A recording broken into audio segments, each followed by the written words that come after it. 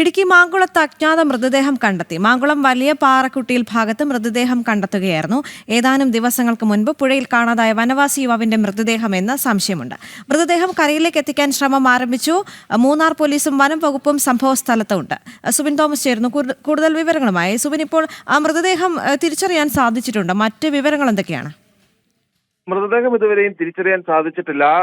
ഇന്ന് ഉച്ചയോടുകൂടിയാണ് ഇത്തരത്തിൽ ഈ പുഴയോട് ചേർന്ന ഈ ഒരു മൃതദേഹം കാണുന്നത്. ഉടൻ തന്നെ ഈ പ്രദേശവാസികൾ പോലീസിലും അതുപോലെ തന്നെ വനം വകുപ്പിലും വിവരം അറിയിക്കുകയായിരുന്നു. ഈ കഴിഞ്ഞ ദിവസം, അതായത് ജൂൺ 13-ാം തീയതി മാങ്കുളം സിംഗുകുടിയിൽ നിന്ന് ഒരു യുവാവിനെ കാണാതായിട്ടുണ്ട്. ഗനി എന്ന 38-കാരനെയാണ് കാണാതായിരുന്നത്. ഇയാളുടെ വസ്ത്രങ്ങൾ ഉൾപ്പെടെ ഈ പുഴയോരത്ത് നിന്ന് കണ്ടെത്തുകയും ചെയ്തിരുന്നു. തുടർന്ന് വിശദമായ പരിശോധന ഈ പുഴയിൽ നടത്തിയെങ്കിലും ഈ മൃതദേഹം കണ്ടെത്താൻ സാധിച്ചിരുന്നില്ല.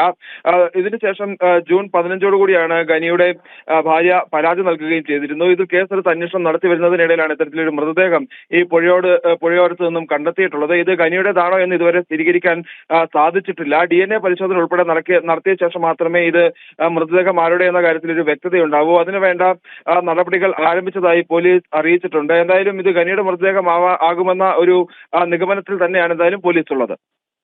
ശരി.